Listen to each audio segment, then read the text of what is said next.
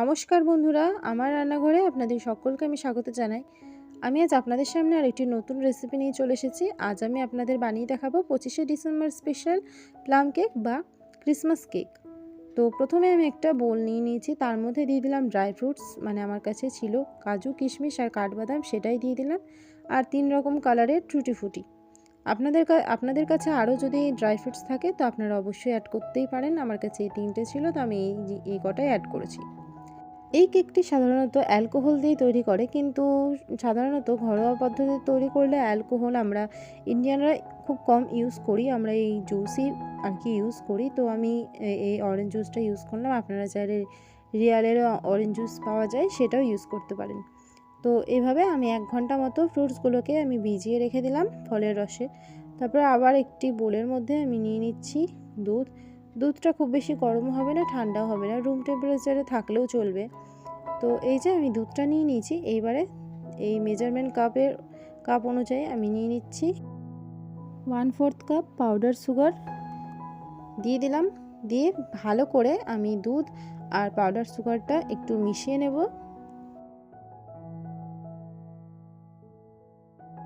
মিশিয়ে নিয়েছি। এইবারে আমি এতে দিয়ে দিচ্ছি রিফাইন্ড অয়েল। আপনারা চাইলে বাটারও মেল্ট করে দিতে পারেন। আমি এখানে রিফাইন্ড অয়েল দিয়ে দিয়েছি, মানে ঘরে থাকা উপকরণ দিয়ে তৈরি করে নিতে পারবেন। একটু কিছু সামগ্রিক লাগবে, এটাই যা। তো এবারে তেল, পাউডার সুগার আর দুধ ভালো মতো মিশিয়ে নিয়েছি। তারপরে দিয়ে দিচ্ছি ভ্যানিলা এসেন্স। এখানে আমি 1 টেবিল স্পুন মতো ভ্যানিলা এসেন্স আমি দিয়ে দিলাম। আবারও ভালো মতো মিশিয়ে নিলাম। তারপরে এবারে দিয়ে দিচ্ছি এই 1 কাপ ভরে ময়দা। আমি 2 বারে জিনিসটা আর কি মিশিয়ে নেব, দুধের সাথে ময়দাটা ভালো মতো মিশিয়ে নেব।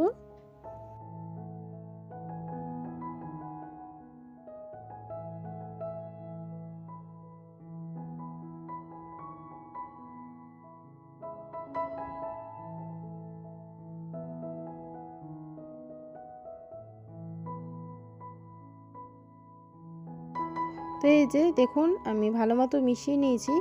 এইবারে আবারও খুব সামান্য পরিমাণে, মানে ওই 1/4 কাপ মতো ময়দা অ্যাড করেছি, আর সাথে 1/4 কাপ মতো গুঁড়ো দুধও অ্যাড করেছি।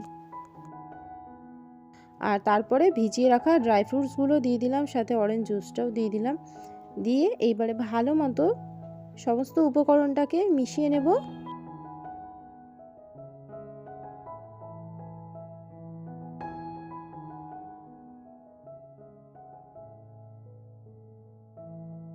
তো এই যে ভালো মতো মিশিয়ে নিয়েছি। এইবার আমি দিয়ে দিচ্ছি 1 চামচ মতো দারচিনির গুঁড়ো।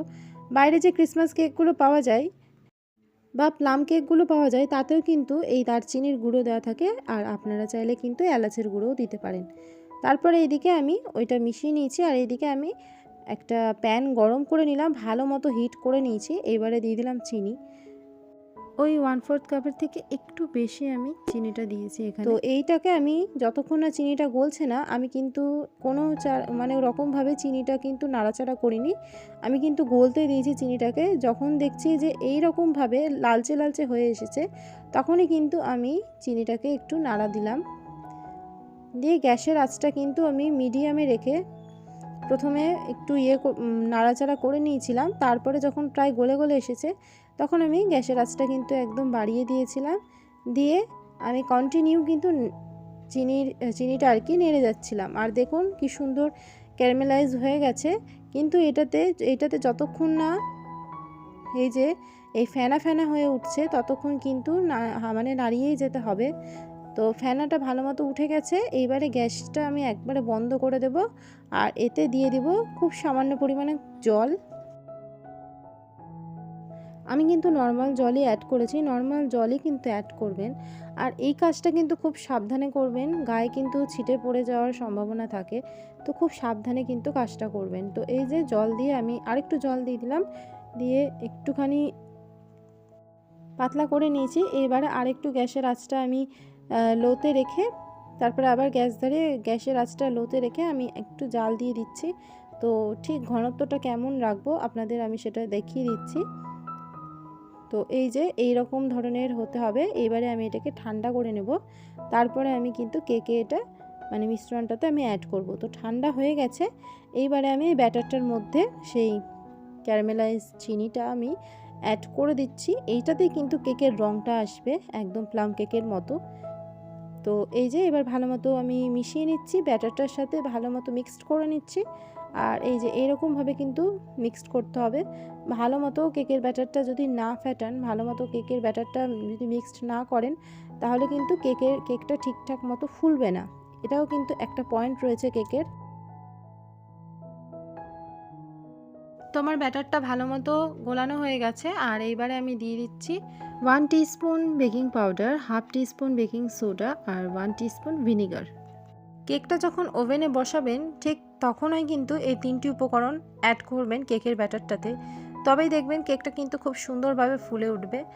ডিম ছাড়াও কিন্তু এরকমভাবে কেক খুব সুন্দর ভাবে ফুলে ওঠে। তো এই যে আমার ব্যাটারটা একদম তৈরি হয়ে গেছে।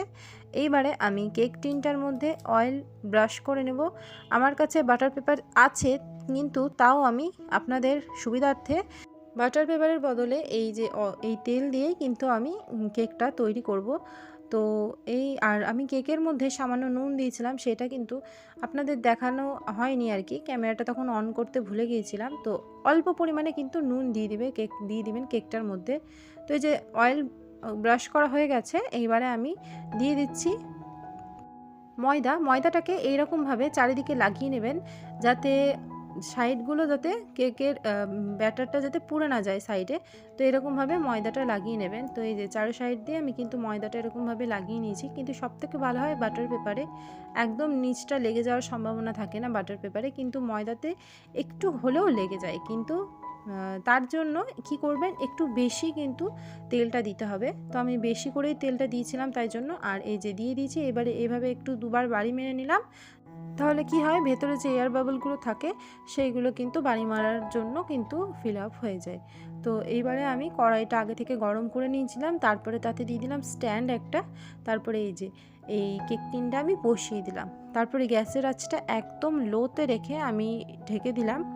তারপরে মাঝে আমি 40 মিনিট যখন হয়ে গেছে, মানে 35 থেকে 40 মিনিটের সময় একবার ঢাকা খুলে আমি এই কিছু ড্রাই ফ্রুটসগুলো উপর থেকে দিয়ে দিলাম, যাতে দেখতে সুন্দর লাগে। আর পরে মানে আগেই যদি দিয়ে দিতাম তাহলে এই ড্রাই ফ্রুটসগুলো আর ওপরে দেখা যেত না, সেইগুলো ভেতরে ঢুকে যেত।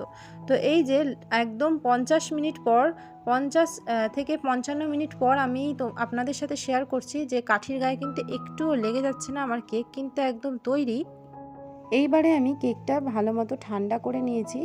আর এই যে দেখুন, একদম ভালো মতো ঠান্ডা করে নিয়েছি আমি, একটুও গরম নেই, কিন্তু ভালো মতো ঠান্ডা করে নিতে হবে। তারপরে এবারে আমি কেকটা কিন্তু মোল্ড থেকে তুলে নেব। তো তার জন্য এই যে ক্লিপটাকে প্রথমে খুলে দিলাম, আর তারপরে এই যে চাকুর বা ছুরির সাহায্যে এরকমভাবে সাইড দিয়ে ভালোভাবে কিন্তু এমনি তো দেখুন ফাঁকা হয়েই রয়েছে, মানে ঠান্ডা হয়ে গেলে এরকম হয়েই যায়। তবুও আরেকবার আমি একটু চাকু দিয়ে ভালো করে আমি সাইডগুলো এভাবে করে নিচ্ছি, ছাড়িয়ে নিচ্ছি। তো কিছু খাটনি লাগে না এই মোল্ডগুলোতে করলে। আর এমনি বাটিগুলোতে করলেও অতটা হচ্ছে কি কেক টিন নর্মাল যেগুলো হয় সেগুলোতে করলেও খুব একটা কষ্ট হয় না। আশা করি সকলেই এরকমভাবেই তুলে নিতে পারেন। তো এই যে ক্লিপটা খুলে দিয়েছি, আর নিচ দিক দিয়ে মানে নিচের দিকে প্রেস করলে কেকটা এরকমভাবে উঠে আসে। তো একদম দেখালাম খুব সহজভাবে কেকটা কিভাবে ডিমোল্ড করে নিলাম আমি। তো এইবারে আপনাদের দেখিয়ে দিব যে কেকটা কতটা সফট হয়েছে। তো এই যে কেকটা আমি কেটে নিচ্ছি, মানে কাটতে গিয়ে বুঝতে পারছেন তো সবাই যে কেকটা কতটা সফট হয়েছে। তো এই যে তুলে দেখায় আপনাদের ছোট্ট একটা টুকরো। আমার কেকটা না নষ্ট করতেই খুব মানে মায়া লাগছে, খুব কষ্ট হচ্ছে, মানে কাটতে ইচ্ছে করছে না, এত সুন্দর হয়েছে। আর আমি হার্ট শেপে করেছি, আপনারা যে কোনো শেপেই আপনারা কেকটা তৈরি করে নিতে পারেন। আর কতটা সফট হয়েছে সেটা আমি আপনাদের সাথে শেয়ার করছি। এই যে দেখুন কতটা সফট হয়েছে। তো ব্যাস এইটুকুই আপনাদের সাথে শেয়ার করার ছিল, আমি কিভাবে ক্রিসমাস কেক বা প্লাম কেকটা তৈরি করলাম। তো আপনাদের যদি আমার এই রেসিপিটা ভালো লাগে অবশ্যই একটা লাইক করবেন, চ্যানেলটা সাবস্ক্রাইব করবেন, শেয়ার করে দেবেন ভিডিওটা, এবং কমেন্ট করে জানাবেন অবশ্যই যে আপনাদের এই রেসিপিটা বানিয়ে কেমন লেগেছে। তো